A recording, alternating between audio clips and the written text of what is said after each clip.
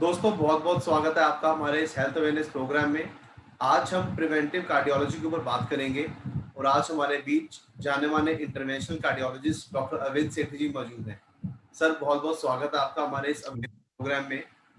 Sir सबसे पहले ये बताइए कि थैंक यू। डिजीज होती क्या है और कितनी तरह की होती है। हार्ट डिजीज को हम ब्रॉडली दो कैटेगरीज में डिवाइड करते हैं। एक तो कंजेनिटल होती है, दैट इज बाय बर्थ, और दूसरा होती है एक्वायर्ड, जो ड्यूरिंग द लाइफ टाइम हम एक्वायर करते हैं। उनके कई रीजंस होते हैं। इन्फेक्टिव पैथोलॉजी हो सकती है, इन्फेक्शन की वजह से होता है। कुछ स्ट्रक्चरल हार्ट डिजीज होती है जिनमें हार्ट की मसल मोटी हो जाती है, उसको हाइपरट्रोफिक कार्डियोमायोपैथी बोलते हैं।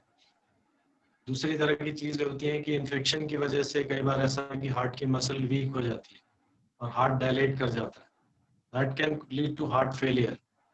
Third thing is, इसके अलावा जो हार्ट की रिदम की डिस्टर्बेंस होती है, धड़कन की गड़बड़, कभी धड़कन कम होती है या किसी की ज्यादा होती है, उसके अलग अलग रीजंस होते हैं। That also is part of heart disease. And obviously the commonest one जिसको हम coronary artery disease या layman's language में heart disease मानते हैं. This is also acquired form of heart disease, which is the most common and life threatening. तो sir एक cardiologist में और एक इलेक्ट्रोफिजियोलॉजिस्ट में क्या फर्क होता है। दोनों इंटरचेंजेबल तो नहीं है, but electrophysiology is part of cardiology only. Cardiology जैसे मैंने अभी बताया कि स्ट्रक्चरल हार्ट डिजीज होती है या कुछ एक्वायर्ड हार्ट डिजीज होती है जिसमें हार्ट का पंपिंग कम हो जाती है।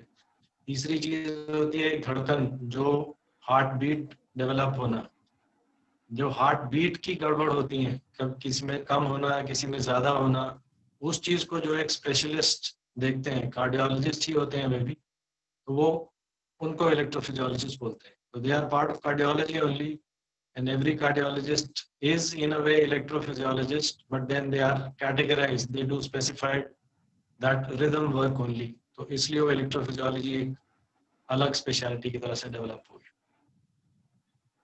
तो सर जैसे हम देख सकते हैं कार्डियोलॉजी में बहुत ब्रांचेस होती हैं। जैसे हम देख सकते हैं कि सर्जिकल भी एक ब्रांच है, कार्डियक सर्जरी हो हाँ गई। जी। ऐसे जो हाँ नॉन जी। सर्जिकल है कि इंटरवेंशनल कार्डियोलॉजी है, तो वो क्या चीज है और उसमें क्या। इंटरवेंशनल कार्डियोलॉजी एक इंटरवेंशन मतलब जो हम हार्ट के लिए कुछ apart from medicine and non pharmacological की दवाई के अलावा कुछ और अगर ट्रीटमेंट करते हैं, इसमें जनरली इंक्लूड होता है कि अगर हार्ट के लिए कुछ अगर सपोर्ट चीज़ें चाहिए हो तो वो इंटरवेंशनल कार्डियोलॉजिस्ट करता है। Layman's language in case we use, तो जो तार से की गई चीज़ें होती हैं apart from open heart surgery, surgical aspect अलग होता है। सर्जन्स, कार्डियक सर्जन्स एक अलग स्पेशलिटी होती है। ये कार्डियोलॉजिस्ट जो एक फिजिशियन जो दवाई से ट्रीट करते हैं, उन्हीं में एक कैटेगरी ये आती है जो तार से ट्रीट करते हैं चीज़ें। मोस्ट कॉमनली जैसे आर्टरी में नसों में ब्लॉकेज हो जाती है, उनको खोला जाता है। एंजियोग्राफी, एंजियोप्लास्टी जो करते हैं, जो स्टेंट के प्रोसीजर होते हैं, वो इंटरवेंशनल कार्डियोलॉजिस्ट का रोल होता है। अपार्ट फ्रॉम दैट जो पेसमेकर्स डलते हैं, पेसमेकर और डिवाइसेस, जैसे धड़कन के लिए कोई डिवाइसेस डलते हैं, तो वो भी इंटरवेंशनल कार्डियोलॉजी के अंडर आते ओके, तो सर ये कितनी कॉमन है, मतलब आज हम अगर इंडिया का स्टेटस देखें तो मेल्स में या फीमेल्स में या सीनियर सिटीजन्स में क्या क्या आपके हिसाब से क्या रेशियो रहेगा इस प्रॉब्लम का, हार्ट डिजीजेस का। हैं। कॉमनेस्ट डिजीज जो हम coronary artery disease, in common language जो नसों की ब्लॉकेज की बात करते हैं, नसों की blockage, if you go bye western literature में ये होता है commonly people get affected by this disease and they require treatment generally beyond the age of 60. But unfortunately Indian subcontinent, South Asians एक ग्रुप है जिसको एथनिसिटी या genetic makeup जिसका इस तरह का होता है, we people are more prone to coronary artery disease, meaning thereby that as compared to the western population, it is like about 10 years younger we get infected, we get affected by this, or we have generally it is like over the studies it has been observed, एक तो हमें हमारे population में disease 10 साल जल्दी होती है, दूसरा ये होती है कि ज़्यादा सीवियर फॉर्म होती है, plus we have more complicating things associated with coronary artery disease as compared to the western population. Rural और अर्बन अगर हम डिस्ट्रीब्यूशन देखते हैं तो overall rural population 1 to 2% of the population is affected by this, as compared to this urban population cities में and metropolitan like Delhi, even up to 4% of population has been seen to be affected.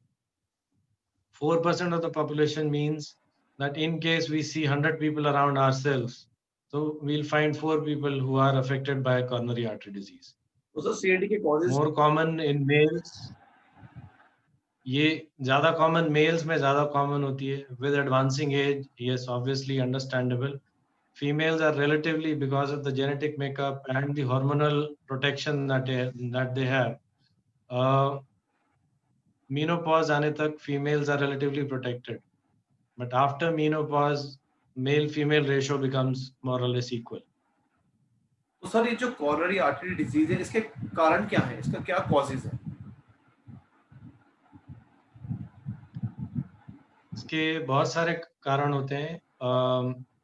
कुछ कारण ऐसे होते हैं जिनको हम non modifiable बोलते हैं, कि जिनके लिए कुछ हम इंटरवेंशन या कुछ और एडिशनल नहीं कर सकते apart from observation, which includes males are inherently more prone, male sex cannot be modified, advancing age, that is a non-modifiable factor. Every advancing year you become more prone to having a coronary artery disease, and quite a significant proportion premature coronary artery disease, जैसे कि इससे बोला जाता है आमतौर पे coronary artery disease का risk ज्यादा होता है, जिसको एथेरोस्क्लेरोटिक बोलते हैं, जिसमें कोलेस्ट्रॉल की डिपोजिशन होके आर्टरीज ब्लॉकेज होती हैं. वो जनरली 55 एंड बियॉन्ड देखा जाता है, बट अगर किसी की फैमिली में इस तरह की चीज लेस देन 55 इयर्स पे डिटेक्ट करी गई, less than 55 years for males and less than 65 for females, that constitutes premature coronary artery disease. Premature coronary artery disease होना itself means कि genetically you are more prone, मतलब आपके बच्चों में और उनके बच्चों में risk as compared to general population ज्यादा हो जाएगा. These are non-modifiable factors. इसके अलावा कुछ modifiable factors होते हैं जो कॉमनली देखे जाते हैं और नोट करे जाते हैं. इसमें हाइपरटेंशन है, डायबिटीज है, ओबेसिटी या overweight, smoking is one of the most risky factors, psychosocial stress and sedentary lifestyle. These are the modifiable factors. We call them modifiable because we can intervene. इसके लिए हम बहुत कुछ मॉडिफाई कर सकते हैं. अगर इन चीज़ों को कंट्रोल करने की कोशिश करते हैं तो हमारा रिस्क एक बेसिक मिनिमम लेवल पे आ जाता है. विनोद जी हमें अगर सुन पा रहे हैं, हमारे साथ हेल्थ जर्नलिस्ट भी जुड़ चुके हैं. और विनोद जी आप सुन सकते हैं हमें? एनीवेज कोई क्वेश्चन पूछना चाहें देवेंद्र जी, देवेंद्र अरोड़ा जी? विनोद विप्लव जी आप कुछ सर से पूछना चाहते हैं? सर इंटरवेंशनल कार्डियोलॉजिस्ट हैं, हार्ट के ऊपर कुछ आप पूछना चाहें? हेलो. हाँ जी विनोद जी अपना क्वेश्चन पूछे सर से. हाँ, एक तो है कि जो इसमें लेटेस्ट जो टेक्नोलॉजीज आई है उसके कारण जो पहले इलाज में जितना दिक्कत होती थी उसमें आज कितनी आसानी हुई है, कितना मरीजों को उससे कितना लाभ हुआ है? एक तो प्रोसीजरल चेंजेस हैं जो अभी डेवलप हो रहे हैं. प्रोसीजरल चेंजेस हैं. पहले आमतौर पे एंजियोग्राफी टांग से करी जाती थी, अभी most of the centres radial artery से करते हैं, हाथ से कर लिया जाता है. Most of the cases even up to the tune of 95% we are able to do through the radial artery. That has become quite comfortable for the patient as such, because post operative complications कम रहती हैं, hospital stay कम रहता है, और वो जो एक requirement थी कि आप 12 घंटे सीधे लेटे रहेंगे प्रोसीजर के बाद, वो नहीं लेटा रहना पड़ता है। तो patient can even walk out of the cath lab, कि चल के भी जा सकते हैं प्रोसीजर कराने के बाद। ये सबसे बड़ा जो टेक्नोलॉजिकल एडवांस ये वाला हुआ है। प्लस जो टेक्नोलॉजिकल एडवांस, अगर हम एंजियोप्लास्टी की बात करते हैं, तो उसमें टेक्नोलॉजिकल एडवांस स्टेंट के डिजाइन में हुआ है कि जो कॉम्प्लेक्स जो डिजीज होती थी, जो बहुत सिवियर स्टेनोसिस है, सिवियर नैरोइंग है आर्टरीज की, और टेढ़ी मेढ़ी आर्टरीज हैं जिनमें angioplasty was not really successful earlier, वो अब इजीली होने लगी। प्लस देयर आर प्रोसीजर्स, रोटाब्लेशन बोलते हैं, कि आर्टरी के अंदर ड्रिलिंग करके भी यूज कर सकते हैं। प्लस अभी जो लेटेस्ट चीज जो अभी डेवलप होके आई है, समथिंग लाइक लिथोट्रिप्सी बोलते हैं उसको, कि लिथोट्रिप्सी मींस बाय वाइब्रेशन। तो जो टेक्नोलॉजी पहले यूज होती थी स्टोन्स के लिए, किडनी के स्टोन्स के लिए, वो अब टेक्नोलॉजी को यूज कर रहे हैं आर्टरी की, जो हार्ट की आर्टरीज हैं, छोटी छोटी आर्टरीज, 3 मिलीमीटर की, 3.5 मिलीमीटर की, 2.5 मिलीमीटर की आर्टरी, उसके अंदर एक बलून से वाइब्रेशंस करके ब्लॉकेज को we can break and make the passage, नस में रास्ता बना के स्टेंट, उसकी ये पॉसिबिलिटी आ गई। तो सर ये जो CAD है, कोरोनरी आर्टरी डिजीज, हाँ जी, ये कितनी प्रिवेंटेबल है, और इसके ऊपर थोड़ा सा एक बार दोबारा हमें बताएं। जो हमारा सिलेंडरी लाइफस्टाइल करके है, वो कैसे इससे इफेक्ट करता है? प्रिवेंटेबल, जी, प्रिवेंटेबल वो वाले एस्पेक्ट्स हैं जो मैंने अभी इन्यूमरेट किया आपको, मैंने अभी बताया मॉडिफाइबल फैक्टर्स हैं, उनको हम जितने भी फैक्टर्स हैं, इसके लिए प्रिवेंशन के लिए पहला स्टेप ये होता है कि रिस्क प्रोफाइलिंग करी जाती है, कि आप किस कैटेगरी में आते हैं, are you fall in low category, low risk category, intermediate risk for developing coronary artery disease, और हाई रिस्क कैटेगरी। तो जितनी कैटेगरी सिवियरिटी होगी उसके हिसाब से प्रिवेंशन का इम्पोर्टेंस बढ़ जाएगी और बेनिफिट बढ़ जाएगा। तो उसमें कॉमनली इवन गूगल पे आपको ये स्कोरिंग सिस्टम्स मिल जाते हैं, ASCVD बोलते हैं, एथेरोस्क्लेरोटिक कॉर्नरी वैस्कुलर डिजीज। उसमें यही फैक्टर्स देखे जाते हैं कि आपकी फैमिली हिस्ट्री है, हाइपरटेंशन, डायबिटीज कितना कंट्रोल है, ये सारे पैरामीटर्स देख के उसकी रिस्क प्रोफाइलिंग होती है। तो जनरली इंटरमीडिएट रिस्क प्रोफाइल होता है 10% of having coronary vascular event in the sense कि एंजाइना या heart attack, in case it comes up to 10% over the next 10 years, depending on your profile right now, तो उसको हम intermediate category मानते हैं। Less than 5% is low risk, more than 10% is high risk. तो obviously advantage prevention का उसमें होगा जो हाई रिस्क रहेगा, उसमें हम मॉडिफाइबल रिस्क फैक्टर्स को कंट्रोल करने की जरूरत होती है। Good control of hypertension, good control of diabetes, by which ever means, tablets और इंजेक्शंस, और जिस भी तरह से कंट्रोल करेंगे। Diet and exercise, overweight, weight reduction forms an essential part. Overweight लोगों में क्या होता है, एक चीज मेटाबॉलिक सिंड्रोम बोला जाता है, मतलब बॉडी आपकी अंदर से जो भी हम खाते पीते हैं उसको प्रॉपरली यूटिलाइज करने के सक्षम नहीं है, उसको मेटाबॉलिक सिंड्रोम बोलते हैं। उसकी वजह से क्या होता है कि जो कोलेस्ट्रॉल डिपोजिशन है नसों के बीच में, एथेरोस्क्लेरोसिस का इंसिडेंस, सिवियरिटी, वो प्रोपोर्शनेटली बढ़ जाता है। तो in case we can control that, bring the weight down, that is prevention. Third thing is absolute quit smoking. Smoking needs to be quit absolutely, because that is probably the worst thing that can happen to anybody, and that is the most common factor, especially जैसे हमने देखा कि हमारे यहाँ incidence and disease pattern is 10 years younger than as compared to Western population, and we have younger population coming in with acute heart attacks, especially in the mid 20s and early 30s. We are having patients, whereas the disease is supposed to be that of elder age group. Apart from that, psychosocial stress needs to be minimized. Stress itself cannot cause blockages, but then blockage का effect produce करने के लिए stress is quite contributory. Apart from that, the sedentary lifestyle needs to be modified. So prevention के लिए lifestyle modification is an essential part.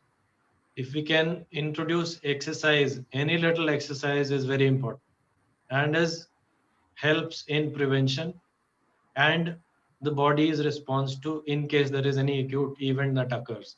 और body की अगर endurance ज्यादा होगी, अगर बॉडी एंट्रेन्ड है उस चीज को कि under stress how to behave, तो कोई भी एक एक्यूट इवेंट होता है एंजाइना या हार्ट अटैक का, तो body is able to tolerate that better as compared to somebody which is totally unprepared. तो exercise is a must. Diet is another contributory factor. Quit smoking and exercise. The recommendation that is there for exercise according to the Western literature and what is followed in here in India is 150 minutes of 150 minutes of moderate activity per week. Moderate activity would mean in case you are able to walk and you walk 4 to 6 kilometers per hour. Iska 150 minutes activity over a week period, over 7 days period, or in case you cycle for 10 kilometers, or in case you do recreational swimming. These things are which contribute to moderate activity. Or as compared to this, जो लोग sir ये corporates में हैं, जो young population है, तो corporate वाले लोग हैं, जाहिर सी बात है यही कंप्लेंट रहती है कि हमें इतना टाइम नहीं मिलता वर्कआउट करने का या मॉर्निंग वॉक का. तो सर वो अपने ड्यूरिंग ऑफिस टाइम में या मतलब अपने को कैसे बैलेंस करके वो कुछ बेसिक एक्सरसाइजेस मॉर्निंग में या फिर ड्यूरिंग ऑफिस आवर्स में कैसे वो अपने आप को हेल्दी रख सकते हैं, ये थोड़ा बता सकते हैं? Minimise stress. पहली चीज तो ये वर्क रिलेटेड स्ट्रेस और psychosocial would mean family stress, that needs to be minimized. वो in case you are able to do it on your own, that is good. But in case there is a requirement that you are not able to handle it on your own, so I think you should not hesitate visiting a specialist or forming a group to help each other to get out of that stressful situation. Because to come out of that stress is very important. By way of medication or by way of yoga, relaxation exercises, deep breathing exercises you can do anywhere, even while sitting in the office. If you have 5 minutes, just do deep breathing, anulom vilom kar sakte hain. If you cannot go to a formal gym during the office hours, in case you can climb stairs, अगर आप 5-6 floor चढ़ जाते हैं, ऊपर चढ़ते हैं, नीचे उतरते हैं, you can do this 2 or 3 times a day. That is also a help. Any burst of activity is also helpful. Burst of activity would mean आप 3 flight of stairs चढ़ गए, तो उससे क्या होता है कि आपकी हार्ट बीट बढ़ती है, बॉडी की एंड्योरेंस बढ़ती है. It is any day much more useful rather than sitting at one place, lying down at one place and having your food and just doing your job while sitting. और simplest means जैसे मैंने बताया, just do brisk walk 4 to 6 kilometers. Devendra Arora जी कुछ पूछना चाहते हैं या कोई पार्टिसिपेंट जो भी सुन रहे हैं इस कन्वर्सेशन को कुछ पूछना चाहते हैं डॉक्टर अरविंद सेठी से? Sir, I would like to ask one question. During these times, जैसे अभी कोरोना का टाइम है, हम बाहर नहीं जा सकते, हमारे पेरेंट्स नहीं जा सकते, वॉक पे भी अभी डर है, तो उनको क्या एक्टिविटीज घर रहकर करनी चाहिए कि उनकी हेल्थ सही रहे? नॉर्मल हाउसहोल्ड वर्क करें. जैसे अब हमारे फादर हैं, वो whatever way, whichever way you can remain physically active, be active, just don't keep sitting and lying down. उठ के चलते रहें, थोड़ी देर बाद उठ के चलते रहें, वो भी काफी है. Okay, thank you. And in case you have stairs or you can manage a treadmill at home, that helps. In case it does not, अगर वैसी फैसिलिटी नहीं है और प्रोविजन नहीं है और स्पेस नहीं है, तो जितना भी आप चल सकते हैं, घर के अंदर भी चलेंगे, even if it is not a brisk walk, still it is helpful. Sir हम एक बड़ा एक कॉमन क्वेश्चन है, हम कहते हैं घर पे जितना मर्जी टहल लो या घूम लो, वो वॉक कभी वॉक नहीं गिनी जाती जब तक हम बाहर ना जाएं, हम पार्क में ना जाएं. तो ऐसा भी कुछ है कि नॉर्मली लेडीज का अगर हम बात करें कि लेडीज घर पे सारा दिन बहुत काम कर रही हैं, वो कहते हैं वो काम करना है या वो अपनी फिजिकल एक्टिविटी में नहीं आएगा जब तक आप बाहर पार्क में जाकर, या आइडियली वो क्या चीज है? आइडियली नहीं वो गिना जाता उस एक्टिविटी के अंदर, जस्ट बिकॉज मैंने बताया कि एक्टिविटी में जो रिक्वायरमेंट होती है, हार्ट रेट बढ़नी चाहिए। तो जो बॉडी का रिस्पॉन्स देखा जाता है वो एक्टिविटी उस लेवल की होनी चाहिए जिससे हार्ट रेट बढ़े। हार्ट रेट बढ़ेगी धीरे धीरे ड्रेन होके, अगर एक लेवल तक जाती है दिल की धड़कन का रेट, तो बॉडी की जो एंड्योरेंस आती है, बॉडी की टॉलरेंस बढ़ती है उस चीज को। अगर वो चीज अचीव नहीं होती तो उसको बहुत ज्यादा बतौर एक्सरसाइज नहीं माना जाता है, but still whatever you can do that helps.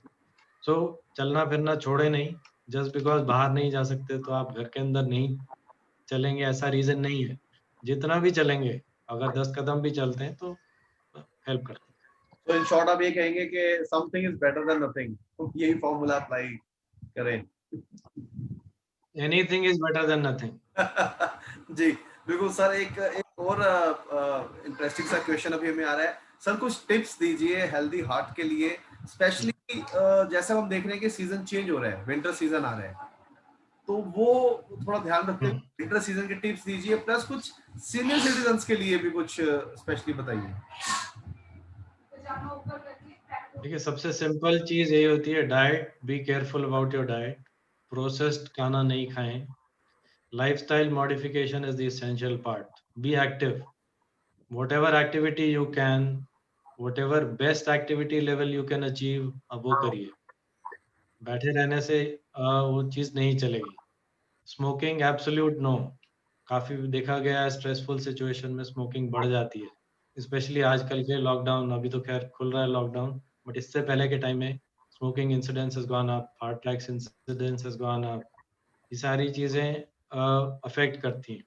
Smoking बंद रखें। Alcohol to be minimum, moderate करिए alcohol, preferably no alcohol. And try and have a healthy diet. Healthy diet would mean कि आप processed खाना नहीं खाएं, packed चीजें नहीं खाएं। जितना फ्रेश लेंगे उतना अच्छा रहेगा। रीहीटेड चीजें नहीं खाएं, उसमें ट्रांस फैट की क्वांटिटी बढ़ जाती है। जितना रीहीट करते हैं चीज को, खाने को, उससे ट्रांस फैट बढ़ता है और वो नुकसानदायक होता है। अगर आप नॉन वेज लेते हैं तो लीन मीट खाइए, उसमें से फैट का पार्ट हटा के खाइए। Fruits and vegetables should be the maximum. Up to 4 to 5 servings of fruits and vegetables are recommended. जो एक पॉजिटिव फैक्टर माना जाता है कि अगर हम लेसर लेते हैं तो वो significantly cardiovascular coronary artery disease prevent करने में हेल्प करता है। रेगुलर यूज ऑफ नट्स, बादाम, अखरोट, ये चीजें common. layman's term we can take a fistful of nuts is also good, taken every day. Exercise to whatever level you can, whatever, even if it is not appreciably exercise, be physically active. घर के अंदर चलते रहें, बैठे नहीं रहें। and yoga in case you can do anulom vilom, relaxation exercises. यहाँ पे सिर्फ एक चीज और मैं हाईलाइट करना चाहूंगा, कपालभाति काफी कॉमनली लोग करते हैं, but then somebody who has heart disease, defined heart disease, अपने फिजिशियन से बात करके उसके बाद ही करें, बिकॉज हाइपरटेंसिव में इसका रोल अच्छा नहीं है। It can give a negative impact. Heart failure, किसी की हार्ट की पंपिंग अगर कम है तो it can adversely affect the heart.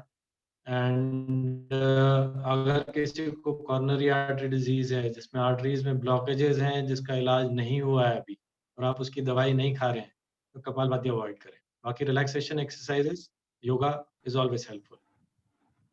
Sir कई बार हम देख सकते हैं कि जिन लोगों को एंजियोप्लास्टी हो चुकी है, स्टेंटिंग हो चुकी है, उनको वीकनेस बहुत रहती है, बहुत ज्यादा वीकनेस उनको फील होती है, कहते हैं हम 2 कदम भी नहीं चल सकते। तो क्या ये कॉमन है या ये कुछ इसका इफेक्ट है? देखो, एंजियोप्लास्टी प्रोसीजर का इफेक्ट नहीं होता है। एंजियोप्लास्टी किस लिए करते हैं हम लोग? ब्लॉकेजेस को रिलीव करने के लिए एंजियोप्लास्टी करते हैं, कि हम ब्लॉकेज को क्लियर करके उस पार्ट में स्टेंट लगाते हैं।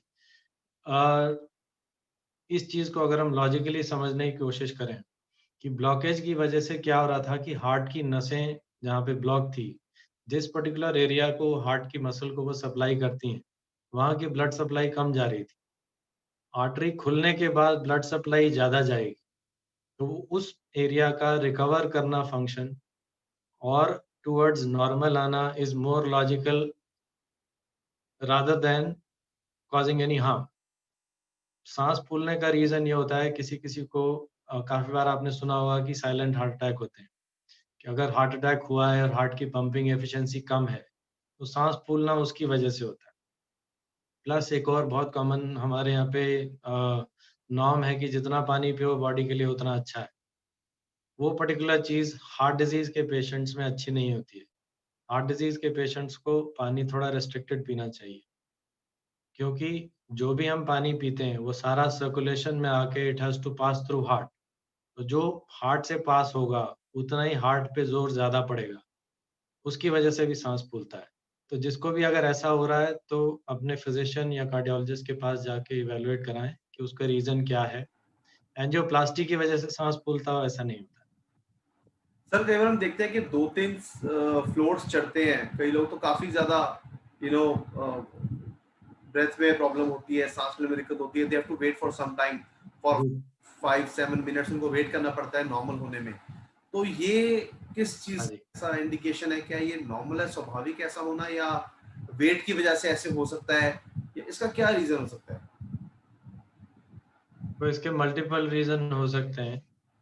एक अगर हम मेडिकल तौर पे बात करें तो जो जो पॉसिबल रीजन है उनको रूल आउट कर लेना ज़्यादा अच्छा होता है। पर एक लास्ट पॉसिबिलिटी ये आती है कि अगर आप स्ट्रक्चरली और सारी चीज़ें देख लें, उसके बाद एक चीज़ ऐसी आती है कि जिसको डीकंडीशनिंग बोला जाता है। डीकंडीशनिंग मतलब कि आपकी बॉडी को उतनी एक्सरसाइज की आदत ही नहीं है। अगर उस लेवल पे जाएंगे तो थोड़ी ब्रेथलेसनेस किसी को भी फील होगी। बट देन यस टू से कि डीकंडीशनिंग है, there is nothing else, you need to evaluate. उसके बहुत सारे रीजन होते हैं। सिंपलेस्ट रीजन से हम शुरू करें तो अनीमिया होता है, ओवरवेट होता है, हार्ट की पंपिंग एफिशिएंसी अगर ठीक नहीं है तो उससे होता है, कई बार लंग्स की डिजीज की वजह से होता है, और काफी commonly depending on the age, in case किसी को अभी फ्रेश इस तरह की प्रॉब्लम फील होनी हुई शुरू हुई है और पहले नहीं होती थी, तो उसमें ज्यादा जरूरी हो जाता है कि आप अपने डॉक्टर से कंसल्ट करें और टेस्ट कराएं, क्योंकि बियॉन्ड 50 इयर्स कॉमनली हार्ट की नसों की ब्लॉकेज होती है जिसकी वजह से ऐसा होता कोई क्वेश्चन पूछना चाहते हैं? भावना जी, भावना बत्रा जी। हाँ जी सर। हाँ जी, कुछ पूछना चाहते हैं आप डॉक्टर अरविंद से? कार्डियोलॉजिस्ट हैं, हार्ट स्पेशलिस्ट। हाँ जी, एक क्वेश्चन है सर मेरा है। कि हाँ। मेरे फादर इन लॉ की एज 80 प्लस है, लेकिन वो मेडिसिन नहीं लेते, हार्ट पेशेंट हैं। हार्ट पेशेंट हैं? हाँ, लेकिन मेडिसिन दी हुई है डॉक्टर ने, लेकिन वो खाते ही नहीं है। वो कहते हैं मैं ठीक हूँ। हार्ट पेशेंट, कोई हार्ट बात। का क्या ट्रीटमेंट हुआ है पहले? उन सिर्फ दवाई लेते एक हैं और या भी कुछ हुआ? 2 स्टंट डले में उनको, अच्छा। लेकिन मेडिसिन खाते ही नहीं है। वो उनको इतना समझाया हमने, लेकिन वो खाते ही नहीं है। देखो, अगर कोई प्रॉब्लम नहीं होती है तब भी एटलीस्ट खून पतला करने की और कोलेस्ट्रॉल की दवाई तो एब्सोल्यूट एसेंशियल है, वो तो खानी चाहिए। उसके अलावा कुछ और दवाई की जरूरत है या नहीं वो फिजिकली देख के बेटर बता सकते हैं हम लोग। ऐसे नहीं, उनको कोई प्रॉब्लम ही नहीं लगती, बिल्कुल ठीक है, टचवुड। वो फिर भी बस मैम, हमें लगता है। खून पतला करने की दवाई, खून पतला अच्छा, करने की और कोलेस्ट्रॉल की दवाई तो चलनी चाहिए, वो लाइफ लॉन्ग जरूरत है। Okay okay, thank you doctor sir. Sethi sir अभी। एक क्वेश्चन हो रहा हाँ है। जी, हाँ जी, सर एक क्वेश्चन हो रहा है कि हाँ जी। मेरी डॉटर है 20 इयर्स की, उसका इम्यूनिटी सिस्टम बहुत हाँ जी। वीक है, बहुत जल्दी थकावट हो जाती है उसको। क्या करना चाहिए सर? उसका भी टेस्ट करा, टेस्टिंग टेस्ट करा करा? लीजिए। मैंने अभी बताया ना, जो थकावट होती है वो कई बार ऐसा होता है कि अनीमिया होता है, फीमेल्स में इट इज क्वाइट कॉमन। अगर हाँ खून की जी। कमी है तो उसकी वजह से ऐसा होता है। आपने कोई ब्लड टेस्ट कराए? ब्लड टेस्ट तो हीमोग्लोबिन तो कम ही आया था सर। हाँ, वही कॉमनेस्ट रीजन वही है, इस एज ग्रुप की हाँ। फीमेल्स का कॉमनेस्ट रीजन यही आता। तो हाँ पहले जी। उसको करेक्ट करेंगे, फिर आगे और कुछ देखा जाएगा। Okay, thank you sir, thank you. जी। आई थिंक कोई क्वेश्चन पूछना चाहे और shall be wind off the session. Vinod ji, Devendra ji, anyways Dr. Sethi, shall we wind off the session with your kind permission? Sure, we can. और Sure, we sir can, sir. एक Thank you. एक In case you have एक any questions. Yes sir, एक cholesterol के ऊपर थोड़ा सा बताइए। पिछला अभी कोलेस्ट्रॉल अवेयरनेस मंथ अभी निकला है, तो वो थोड़ा आप क्या टिप्स देना हाँ जी। चाहते हैं वो थोड़ा बता दें। कोलेस्ट्रॉल के बारे में इतना रहता है, देखो काफी हद तक ये रहता है कि फेमिलियल होती है ये चीज। फेमिलियल मतलब इट रन्स इन फैमिलीज। अगर पेरेंट्स का कोलेस्ट्रॉल ज्यादा है तो जेनेटिक मेकअप की वजह से ऐसा रहता है कि बच्चों में भी कोलेस्ट्रॉल ज्यादा होने की टेंडेंसी रहती है। इसके बियॉन्ड ये होता है कि कुछ पार्ट डाइटरी हैबिट की वजह से ऐसा रहता है कि कोलेस्ट्रॉल कंट्रीब्यूट करता है, but then it more so it is like the body's response, how does it handle the cholesterol. Apart among the sources of cholesterol, animal source cholesterol is considered to be harmful as compared to vegetable source. जो vegetable oils हैं वो हम cooking medium की तरह use करते हैं, but then जो non vegetarian food में cholesterol या fat content होता है, that is considered to be more harmful.